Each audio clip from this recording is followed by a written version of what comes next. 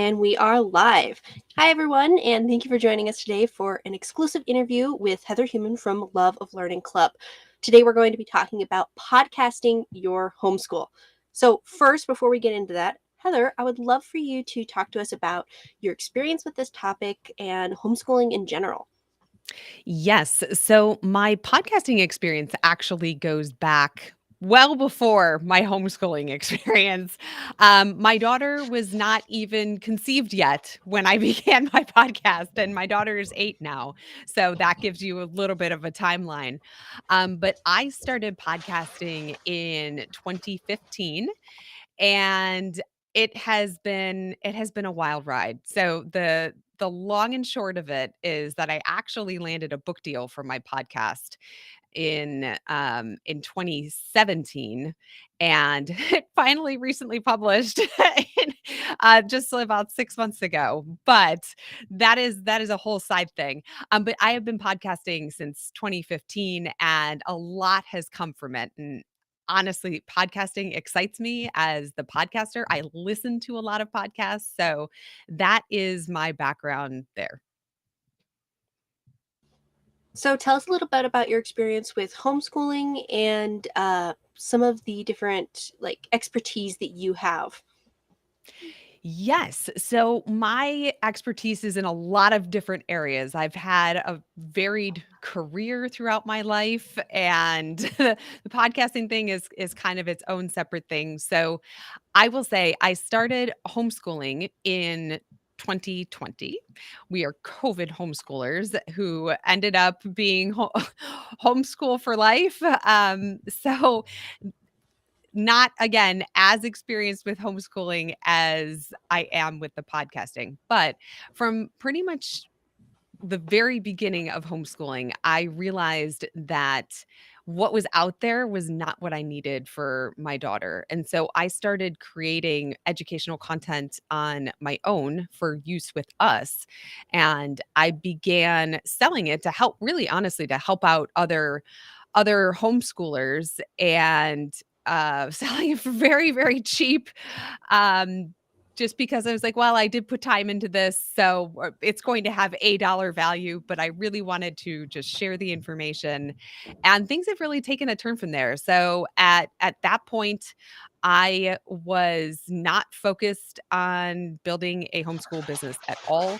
But now I have a library of actively growing library of hundreds of homeschool printables. And I also recently started Love of Learning, as you mentioned earlier, which is a combination of online, offline activities for kids. We have live classes every day of the week for that socialization aspect.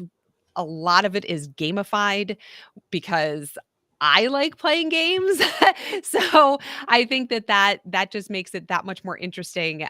But yeah, so Love of Learning offers game-based learning both online and offline, and gets kids really interested in deep dives into topics, which is something you can do with podcasting. So that is something we'll circle right back around to the podcasting part. So let's talk a little bit about what people are going to get out of this interview. What is kind of like a summary of what what how do you podcast your homeschool? Well, I would love to discuss the benefits of podcasting in a homeschool setting, because I think that that's really important. I would like to tell people a little bit about the different ways that they can use podcasting. And of course, uh, the uses are really infinite, but I will give some examples, and I'm sure that you and I can sort of feedback off of each other to brainstorm even other ideas that I wasn't perhaps thinking of.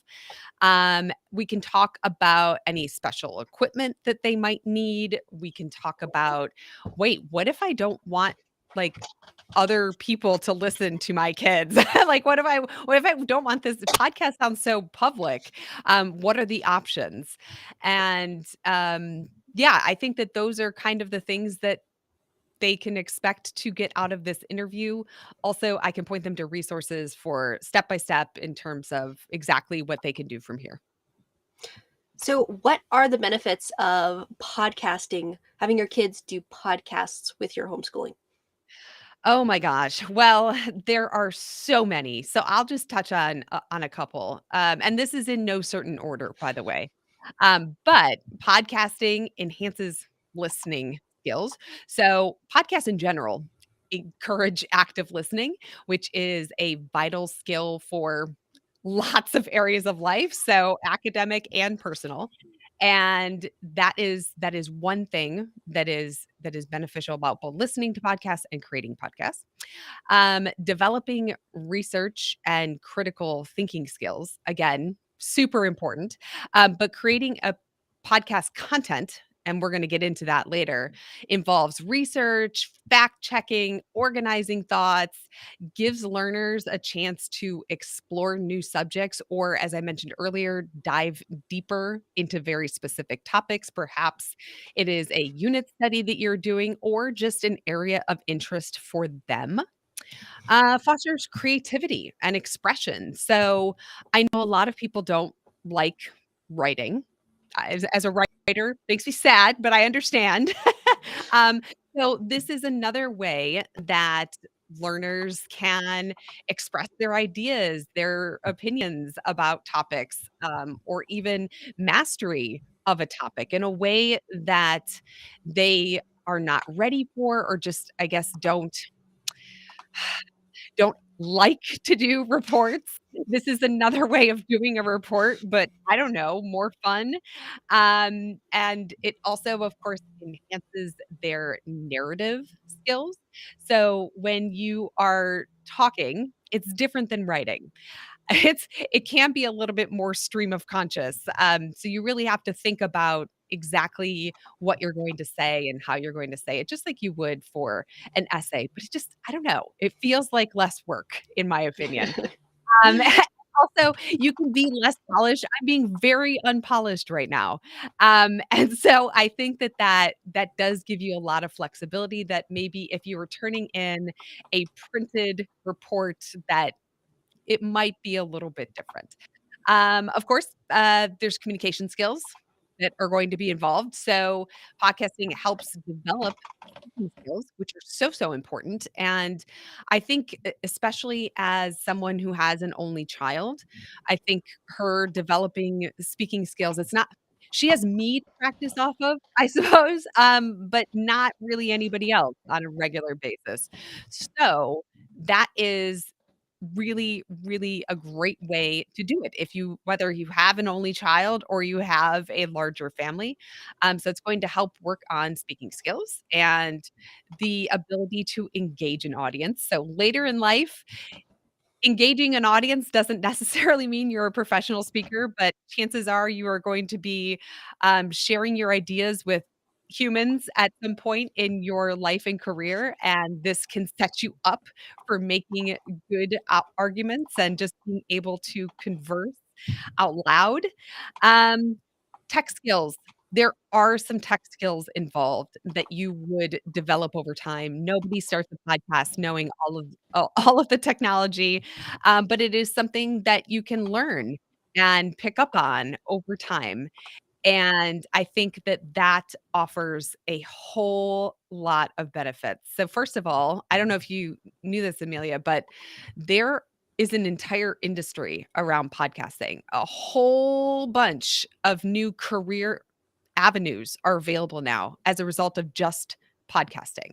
So that is something that perhaps you would like to do one day, your kids would like to do one day, is not necessarily be a host, but there are producers, there are writers, there are editors, there are lots of different careers related to podcasting. So it opens up a lot of avenues if you're able to master the different areas, including the technology.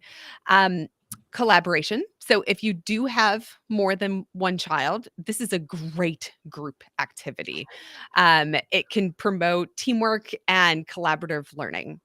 And then I would say one final thing that's coming to mind is customizing learning. So podcasting can be done in a way that caters to different learning styles. Of course, auditory learners are going to like it the most. um, but also, it can be replayed at any time. So once you create a podcast episode, it doesn't have to sit on the shelf, so to speak. It can be used as a review later on. Your own podcast, you can use as a review for yourself to go over concepts that maybe are a bit rusty at some point in the future. So, those are a bunch of benefits of podcasting in a homeschool setting. So there's a lot of different benefits. I also Yeah. like what you mentioned collaboration. I had a totally fun podcast that I did with my sister. I think we got into like 5 episodes. But I absolutely agree with you on that about collaboration skills and working together to decide what the topics are Yeah. and then editing the podcast. um, Yes. there's a lot of different skills that you learn through hosting your own podcast, even if it's something that is just totally for fun. Yes. I didn't even say that, but yes, absolutely. It I think it should be fun. But yes, even if there's absolutely no educational background purpose, it can be for fun. Absolutely. So, what are the like first steps that parents need to take to get started with podcasting? What's the equipment that they need just if they're going to have their kids start a podcast?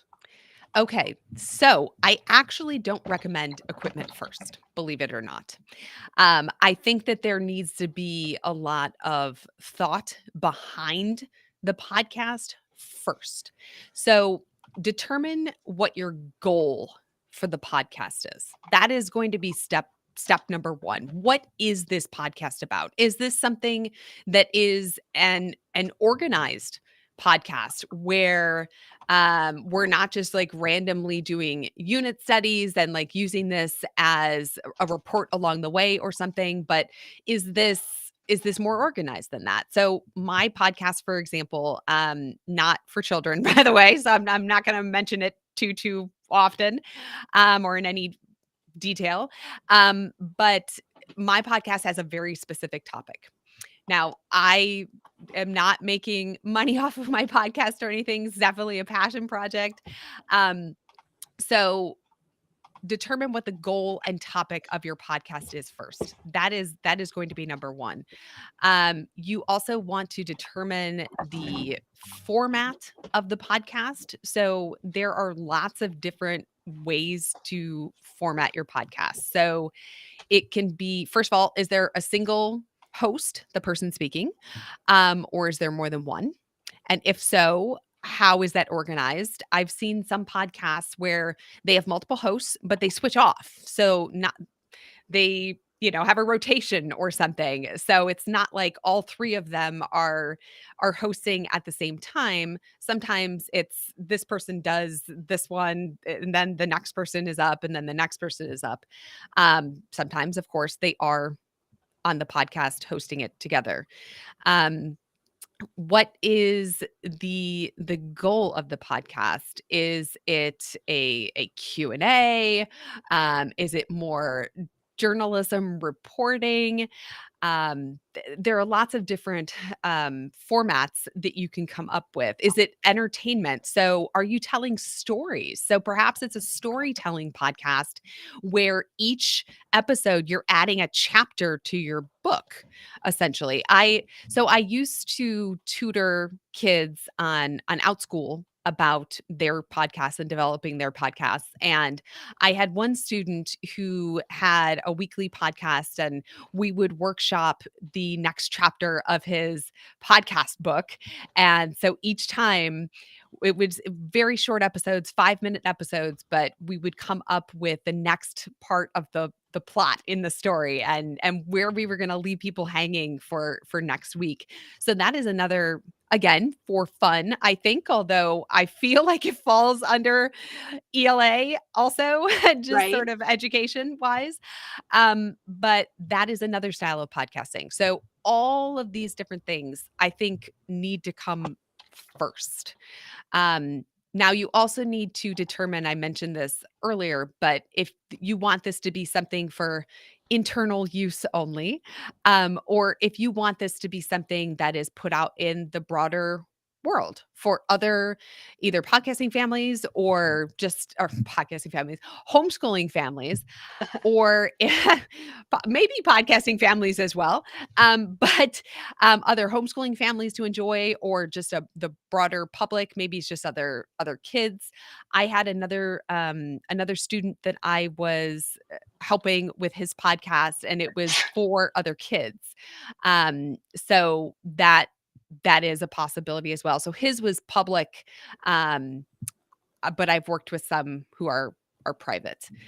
So yeah, there are lots of different sort of background things you want to decide before you get equipment. I feel like that was a way longer answer than you wanted from me, but No, that was fabulous. So determine basically your format, determine who's going to be participating, and then do you suggest that they start working on their podcasting skills before they do their Hmm. public? Do they need to work on recording and audio editing and writing, or do you suggest that they just jump right in once they've figured out what their topic is in their format?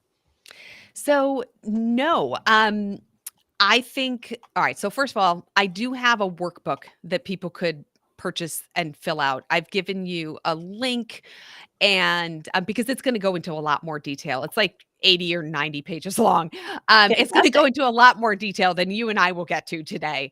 But it's honestly, recording is one of the last things that you will do. Um, Editing clearly comes after that, but recording is one of the last things that you would do when you're getting started. So when I was first getting started, I mean, I had no idea what I was doing, and podcasts were actually relatively newish in 2015. I mean, it's not like they weren't around. I'm hardly like, patient zero when it comes to podcasts, but they were not as common as they are today. And my parents definitely didn't know what podcasts were, and my mom now works out daily to podcasts. So it's just things have changed.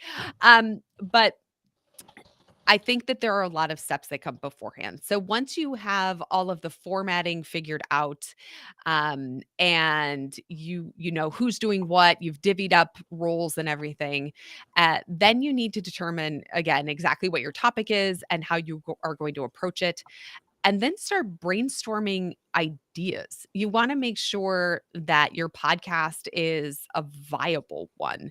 I always like to give people, and I know this is going to sound ambitious, but if you are serious about podcasting, even as I say serious, but serious can be fun, try to come up with things that are going to get you at least 100 episodes. Now, 100 sounds like a lot, and it is, but that is what I recommend in terms of when you are thinking about your podcast, you should be thinking about it long term.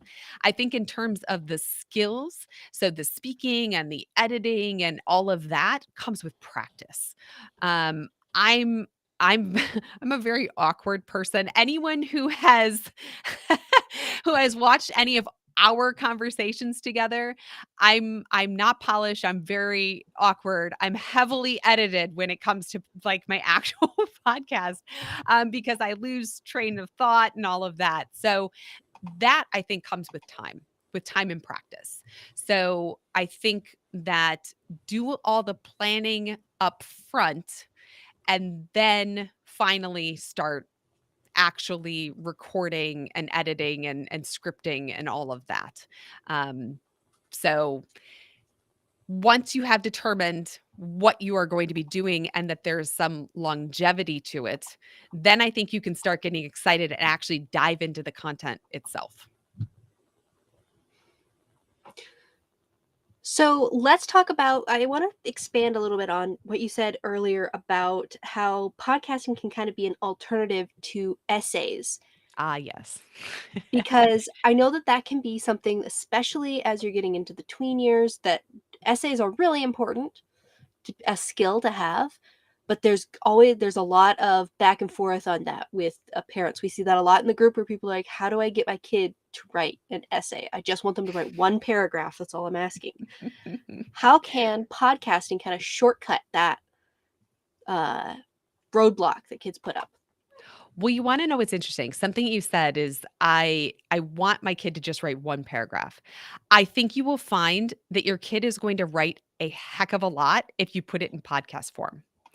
Um, they're not going I have yet to work with any students whose podcast ends up being 30 seconds long, but like reading the equivalent of reading a paragraph. I think you'll actually find that they write more. When you are podcasting, I sort of half script, half don't. I do Hmm. more of a bullet point outline. Everyone's different. Some people this is why I need editing because I'm not reading a script. Some people are different. Some people would prefer to write it all out and quasi read it. Other people prefer bullet points. Other people prefer nothing at all. I can't I can't fly by the seat of my pants quite that much. But I think that you'll find that this is actually a way to get them to write more, because it's going to involve being longer than 30 seconds. The podcast. So if you were to approach, and this is again just one example, and I don't know how much time we're supposed to have here today, by the way. So you just cut me off anytime you need to. Um, which is always, I think, our ongoing rule together. Um, but you can perhaps focus each episode on answering a single question. You can focus it on something a little bit more in depth. So it can be end of unit study review. Here are all the things I've learned. And it can be more of the equivalent of an informative essay, an informative report, because typically unit studies, you know, you're gathering information. So this is not going to be some sort of fictional narrative that you end up with. Um, I'm trying to think. Oh, you can do book reports. This is actually something that one of my students did as well. So it wasn't a report, but she was doing book reviews. So it was essentially Hmm. the same thing. So she was giving her summary and her take on the characters and the plot and all of that, and she was very into it. And that really not only got her, quote, writing book reports, but she was excited about reading. So it sort of helped on multiple levels in that respect. So again, I think that podcasting helps with that report aspect Hmm. because of all the prep that goes into it. Now, if your kid is naturally gifted in terms of putting together thoughts verbally, hats off to them. I am not. um, that is fantastic. And there are a lot of times in life where you are going to need to give like verbal reports anyway. I think that this is a great skill to have. So I think that it can either replace them, complement them, supplement them as needed. But this is a really, really, really great use for podcasting. So I think it takes two subjects that maybe people find dry and boring that I know you and I don't, but based on based on our all of our past conversations. But if someone is bored by history, I think that they might find it a little bit more exciting if they're actually like talking about someone, or something, as opposed to Hmm. writing it. I don't know, and I say this as a writer, okay? So that is actually my real job. Is I do writing. I mentioned I have a book. I've been writing and I've been published in like New York Times and whatnot for a very long period of time. Um, but I think that it is going to get them a lot more excited in that aspect, especially if they do have to put together their thoughts in advance. Whether that is an outline or whether that is essentially the equivalent of an essay that they then go on to turn into a podcast, you're Right. going to get them to do more than that fingers crossed, will he write a paragraph today? I think So, it's just naturally going to get them more excited. oh, I definitely agree. I think that combines a bunch of different skills, and because it's uh, especially with podcasts being so popular right now, especially if you listen to podcast audiobooks or different podcasts about funny history, for them to be able to have something that's official and grown up that they're Yeah. seeing all the other grown-ups do, I think gives them an independent outlet. So it's not necessarily mom says you have to do some episode every week, right? Right. They're like, Yes. my audience is waiting for my episode. I have to make sure and do it. Exactly. That's one of the things that I emphasize in the workbook is determining the frequency as well. Um, I know that I had a goal in the beginning, and I actually my audience demanded more. That's So, great. I ended up having to do a lot more episodes than I was ever planning to do. Um, so yeah, I think that you're exactly right that when there's an engaged audience that's not mom, I think that that just makes it even more exciting. Someone is expecting you and they want to hear what you have to say. That's an exciting thing even as an adult, frankly. So tell me a little bit about how you support kids with their podcasts. Are you doing that through I know you're doing that through your workbook. Are you also going to be bringing something to the Love of Learning Club that has to do with podcasts? I am. So, I'm going to be bringing 2 things. This is not live yet, so, if anyone is interested, you know where to find me on Facebook, but, um, or I guess through the Love of Learning site as well, but I'm gonna be launching 2 things, a podcasting club for students, Mhm, but also one for parents, because I think that having that guidance I can't be everywhere all the time. You mhm. know? And I think that having that guide for parents is going to be invaluable as well. So I plan on making a course that is very similar to what I used to teach to students. So I had private tutoring, but I also had an actual 10-week long course. Um, and so I plan on making like an evergreen course that they can purchase and sign up for, but also it would come with the ability to reach out to me directly and collaborate, and we probably will have monthly live calls or something along those lines. I have not thought all the way through the specific details, but that is something that is coming. If it is something that you want sooner, by all means, again, please track me down. I am happy to help while I'm getting things up and running. But yes, that is in the works for sure.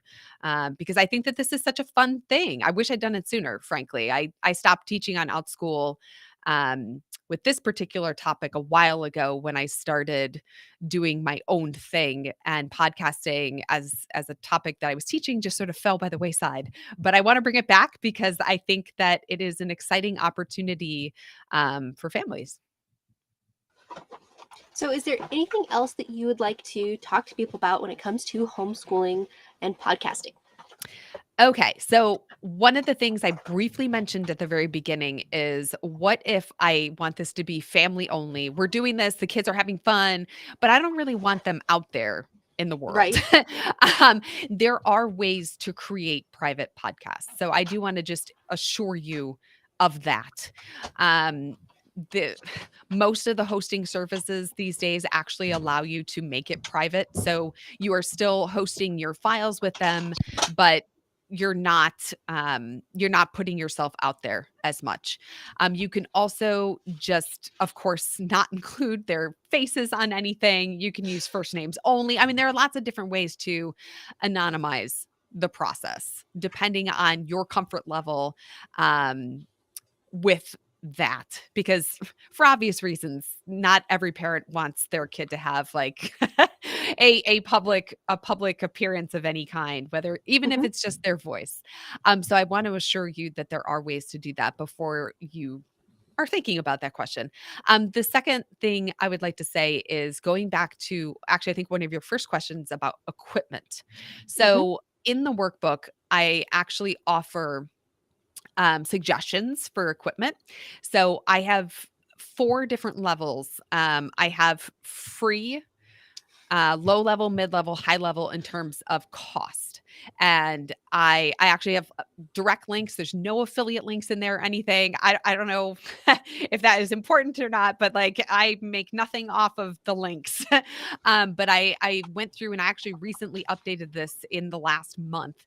So everything in there is really fresh in terms of the technology available to you. But there are ways to do it for free. So you don't necessarily have to have any sort of special equipment. Same thing with the editing technology. There are free options in there for that as well. So I do offer all of that as options. So you can probably tell that I have headphones on. I have my podcast mic right here. I point out in the workbook what the exact equipment that I am using, Hmm. so people know. I've also gone through like evolutions. My Right. first setup, not my setup now. I actually am in a podcasting room right now. I kid you not, I spent the first 5 years of my podcast doing it in my closet. So,